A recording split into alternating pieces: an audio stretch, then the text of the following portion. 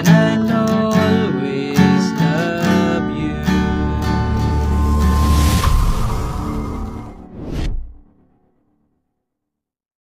Hello mga ka-idol! So ngayon meron na naman akong ituturo sa inyong napakagandang kanta. So yung title pala nitong kanta ay yung I'll Always Love You by Michael Johnson. So napakaganda ng kanta na to mga ka-idol. Meron nga lang siyang mga bar chords, no? So yung bar chords nito is 3 piraso lang naman. So alam kong kayang-kaya nyo yan. Sa mga beginners, no, practicein nyo lagi yung bar chord para wala kayong iwasan ng kanta, no? So dito pala sa strumming is magiging dalawang klase, no? So yung strumming dito is ganito. Down, down, up, up, down, down, down, up. Okay, ganun yung una. Ulitin ko. Down, down, up, up, down, down, down, up. Tsaka na kayo lilipat. Okay? Pag yung chords naman is mayroong open, close parenthesis, ganito na yung strumming nyo.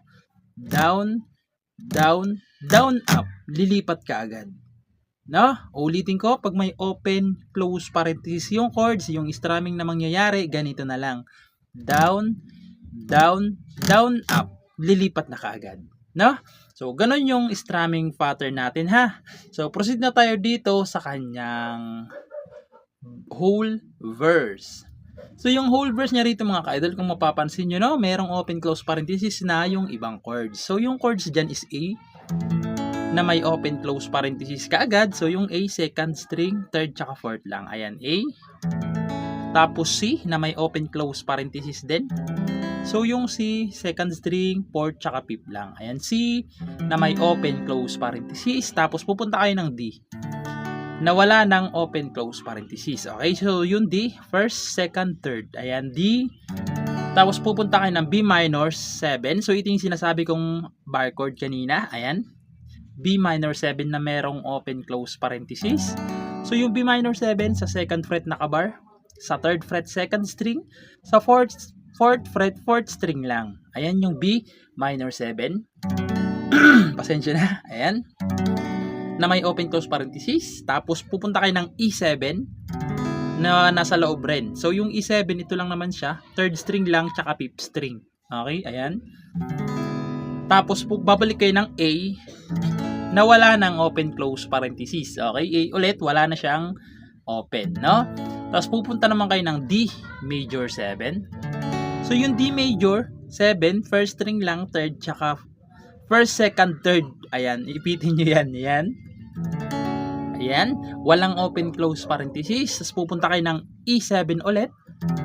Walang open, close parenthesis. Tapos A ulit. Walang open, close parenthesis. Tapos pupunta kayo ng A7 na walang open, close parenthesis din. So, di ba naka-A kayo? Tatanggalin nyo lang yung gitna. Ayan. Kung nakaganto ba kayo mag-A, tanggalin nyo lang lagi yung gitna. Ayan, A7 na siya. Bale, second string na lang, tsaka third string. Fourth pala, sorry. Ayan, A7. Okay, yan yung kanyang whole verse, no? So, sasampulan ko para mas maintindihan nyo kung paano siya tugtugin, no? So, ganito naman siya sa verse. Standing by my window, listening for your call. Seems I really miss you after all. Tapos yung A7. Tapos pupunta kayo sa refrain. Okay, pupunta kayo sa refrain. Doon sa time won't let me keep. So, pupunta kayo doon sa refrain. Now, so, proceed naman tayo doon sa kanyang refrain. So, yung refrain niya rito is F na walang open, close parenthesis. Okay? So, yung F sa first fret nakabar. Dito naman sa kanyang second fret ay third string. Sa third fret, fifth string, tsaka fourth string lang. Ayan, F. Tapos C. So, walang open, close parenthesis din yan. So, tapos pupunta kayo ng B minor 7 na may open, close parenthesis na. E7 ulit nasa loob. Tapos A na wala na naman. Okay? Pagkatapos yan, pupunta naman kayo ng D major 7. Ulit na walang open, close parenthesis. Tapos C sharp minor na may open, close parenthesis na.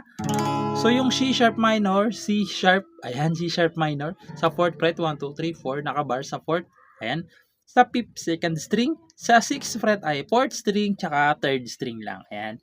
C sharp minor, nasa loob ng open, F sharp minor na may open close parenthesis din. So yung F sharp minor sa 2nd fret lang nakabar, dito naman sa 4th fret niya, 5th string lang tsaka 4th string. Ayan yung F sharp minor na may open close parenthesis din. Tapos pupunta kayo ng B minor na wala ng open close parenthesis. So yung B minor, di ba naka B minor 7 kayo? Iipitin nyo lang tong 3rd string dito. Ayan, ganyan siya. Ayan, B minor na siya. Tapos isang E7 na wala ring open close parenthesis. Okay? Ayan yung kanyang refrain. Pagkatapos ng refrain, papasok na doon yung kanyang chorus, no? So, ganito naman siya sa kanyang refrain para mas maintindihan nyo kung paano naman siya tugtugin. So, ganito siya. Time won't let me keep this sad thought to myself.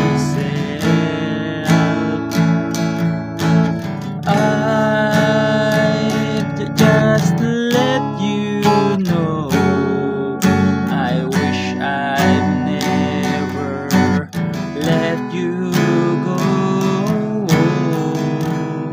Tapos papasok yung chorus. And I always love you. So, papasok yung kanyang chorus na doon, no? So, proceed naman tayo sa kanyang chorus. So, yung chorus niya naman dito is A na may open close parenthesis na agad. Ayan, so hindi na natin iisa-isahin yung mga naturo na natin na para hindi masyadong humaba yung video natin. Ayan, A na may open, F sharp minor na mayroong open, B minor 7 na walang open close parenthesis, tapos pupunta kayo ng E na walang open close parenthesis. Okay, so yung E, 3rd string, 5th, tsaka 4th lang. Ayan, E. Tapos pupunta kayo ng D na may open close parenthesis, A na mayroong open din, tapos pupunta kayo ng F sharp minor na wala ng open close parenthesis, tapos E na wala na rin. Okay? Pagkatapos niyan, pupunta ulit kayo ng A na mayroon na namang open close parenthesis, F sharp minor meron din, B minor wala lang open close parenthesis, tapos E wala na rin, tapos C sharp minor wala na rin yan, tapos F sharp minor wala rin yan. Tapos, pupunta kayo ng D, meron ng open close parenthesis. B minor, meron din. Tapos, isang E, wala ng open close parenthesis, no? So, medyo mahaba-haba yung chords ng chorus, no? Pagpasensyahan nyo na, alam ko naman kayang-kaya nyo yan. So, ganito naman siya sa chorus. And I'll always love you, but deep inside this heart of mine, I do love you. Okay, ulit. And I'll always need you. And if you ever change your mind, I'll still, I will love you. Tapos papasok yung interlude. So yung interlude niya, no? So C lang naman, C tuloy. A na may open, C na may open, D, tapos B7. Okay, yung interlude nasa loob ng open close parenthesis yan, lahat sila. Okay? So ayun lang naman, sana naintindihan nyo tong tutorial natin, no? At sana nagustuhan nyo. Sa mga nagre-request dyan, request lang kayo para magawa natin ang tutorial. Ayun lang, good luck sa bago nyong matututunan.